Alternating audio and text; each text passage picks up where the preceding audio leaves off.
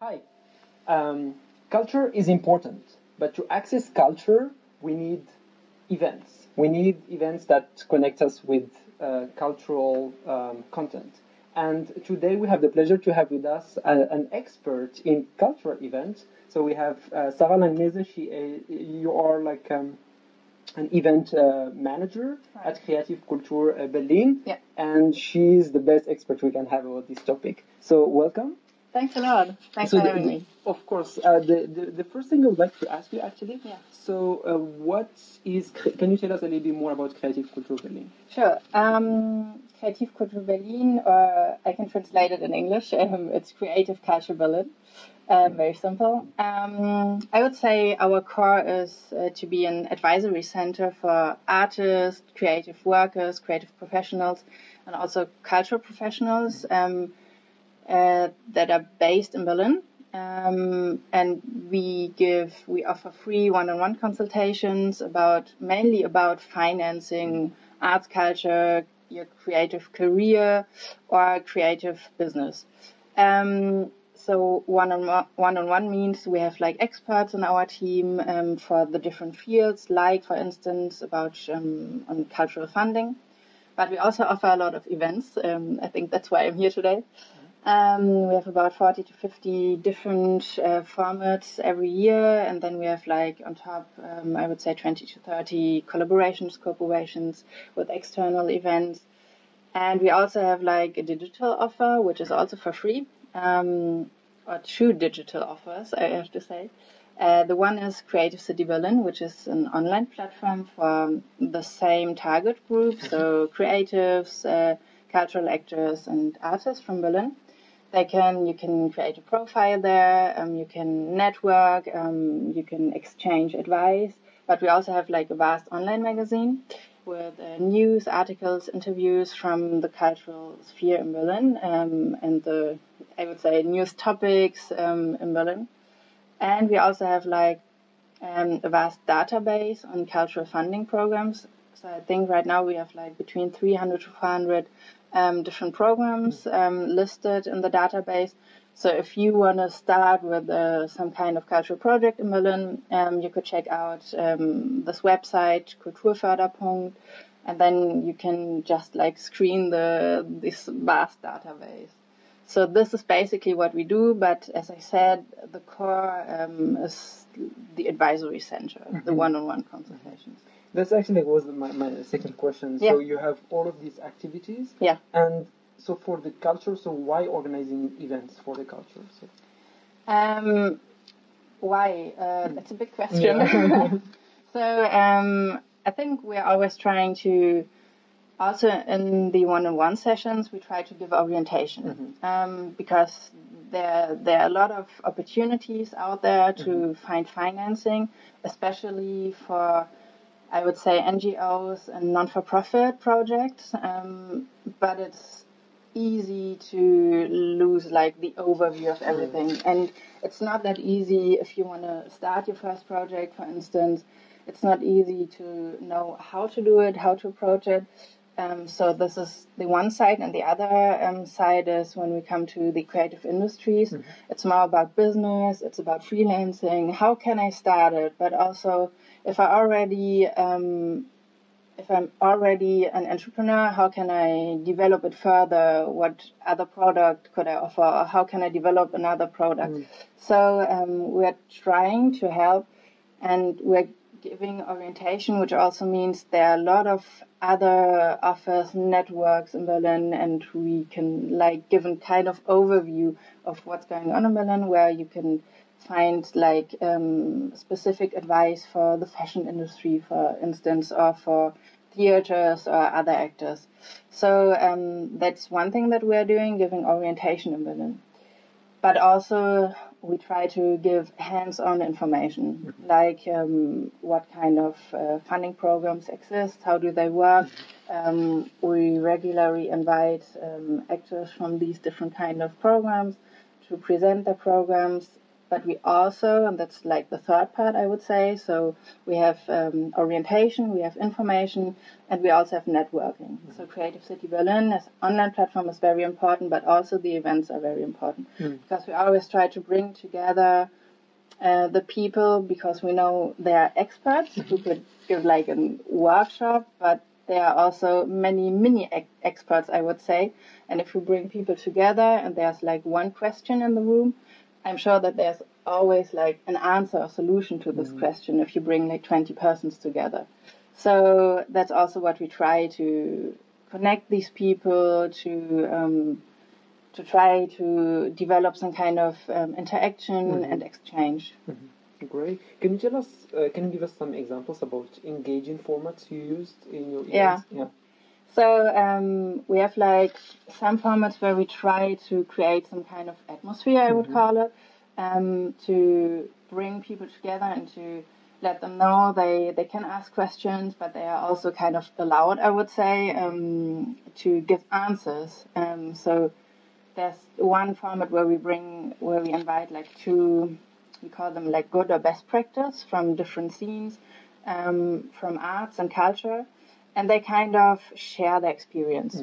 They don't say like this is the right way to do it. It's not like a workshop.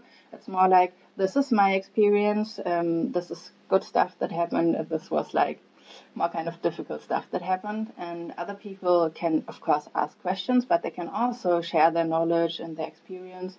And I think this is like a format which works really well for everyone, also for the actors that we invite, like the best practice, because they can also network with others. And what we do is basically we try to create a mostly open space with like a few tables and a few chairs and nothing else. Like no projector, no presentation, just people chatting for 1 or 2 hours, and that's it.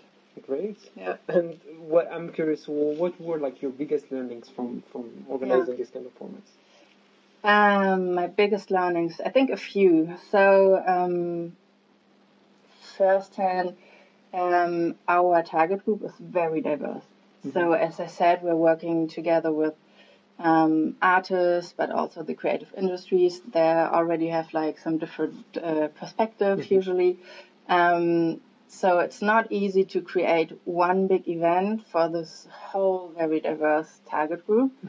And that's why I learned that if we sometimes only have the opportunity or the possibility to offer like one big event, I can't make the right choice for everyone.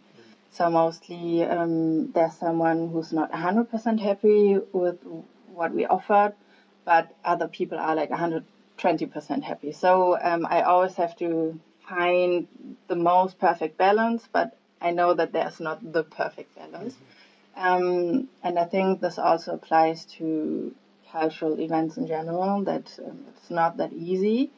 Then one other thing, which is, I think, but I'm not sure, quite specific to Berlin, because I know like some cooperation partners from other big German cities, they don't always have the same struggles as we do. There's so much going on in Berlin, and you can choose between I don't know how many different events every day. And so I think you have to have like a really close bond to your community, and you have to do constant community working and building in order not being seen in the city and like every day. And as well, I think people decide very spontaneously in Berlin if they want to go to this event or not, even though maybe you can work hard for 1 year to prepare a festival, and then people might decide like 1 hour before, am I really going to go there or not? So you always have to stay dynamic within your whole process, which is not always easy when it comes to management specifically. And if you have to plan ahead, for instance, and what many cultural actors have to do if they get funding, for instance, they often have to plan long ahead, and then at the same time you have to stay kind of dynamic. So that's also a balance you kind of have to keep. But I think we're always trying to adapt to this, and sometimes it works most of the time it works very well. So yeah, that's a learning. Talking about adaptation, so there are like new technologies like mixed reality, VR. What kind of opportunities do you see for cultural events for these technologies? Many, I would say. First of all, I think I would like make up two topics. One is organization of an event, and I think especially for ecological sustainability, I see huge advantages. Because just if I think about QR codes, using QR codes and not like paper for informational or program sheets for an event, but also when it comes to outreach. So which means if you want to reach out to groups that you don't usually reach with your event because there are so many barriers for them. If you think about people with different kind of disabilities, for instance, people who can hardly hear or hardly see, I think there are so many different ways to involve them or just to reach them with your event. That's the one part, and the other part is I would say communication of the content of the event. I see a lot of advantages new opportunities to involve the people, the visitors in your event. They can really participate in an easier way, I would say, especially when it comes to VR and AR. And also you can basically participate in an event from all over the world, like remote. That's also great, and this is a good answer to like new developments of new work as well. So I see these, and also of course participation, and also creating like whole new perspectives on arts and artworks, and also the contents of events in general. So these are really great possibilities, I would say. Great. Yeah. Thank you for all of these insights. Yeah, sure. Actually, before we end, do you have any comment or advice to give? Yeah.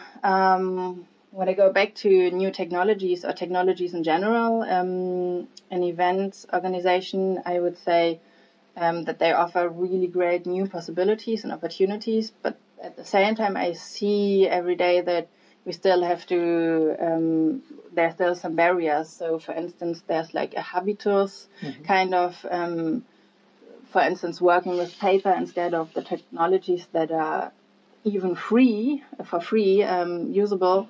So I think we have to tackle traditions. I think we can reach out very well to young audiences, but at the same time we also have to watch out not to lose like other generations that are not used to handling new technologies, for instance. So I think that's what we also have to try to tackle these issues, and then we can use the new possibilities and opportunities. Great. Thank you so much. Thank you. So you heard it. There are big opportunities for new technologies, for culture, but we also have to know how to use them. So this was our talk with Sarah Langnese about the use of events in the cultural field. Thank you so much, and see you for a new episode. Thank you.